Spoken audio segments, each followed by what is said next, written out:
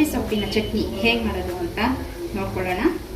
ಮೊದಲಿಗೆ ಬೇಕು ತೊಳೆದು ಬಿಡಿಸಿಟ್ಕೊಂಡಿರುವಂಥ ಕೊತ್ತಂಬರಿ ಸೊಪ್ಪು, ಅರ್ಧ ಕಟ್ಟು ಬೆಲ್ಲ, ಹುಣಸೆಹಣ್ಣು, ಉಪ್ಪು, ಅರಿಶಿನ ಮತ್ತು ಹಸಿಮೆಣಸಿನ ಪುಡಿ.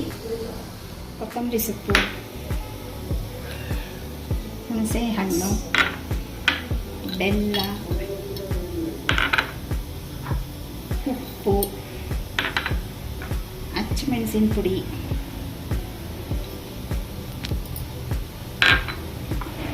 ಅರಿಶಿನ ಇದಿಷ್ಟು ಹಾಕಿ ರುಬ್ಕೊಂಡ್ಬಿಡೋಣ.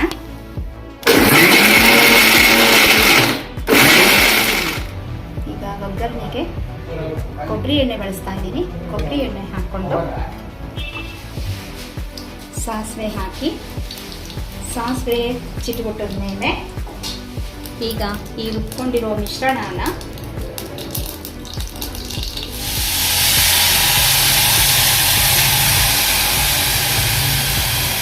ಈಗ ಇದು ಕುದೀತಾ ಇದೆ. ಇನ್ನೂ ಕುದಿಬೇಕು, ಚೆನ್ನಾಗಿ ಕುದ್ದು ಚಟ್ನಿಯ ಹದಕ್ಕೆ ಬಂದಾಗ ಸ್ಟವ್ ಆಫ್ ಮಾಡಬೇಕು.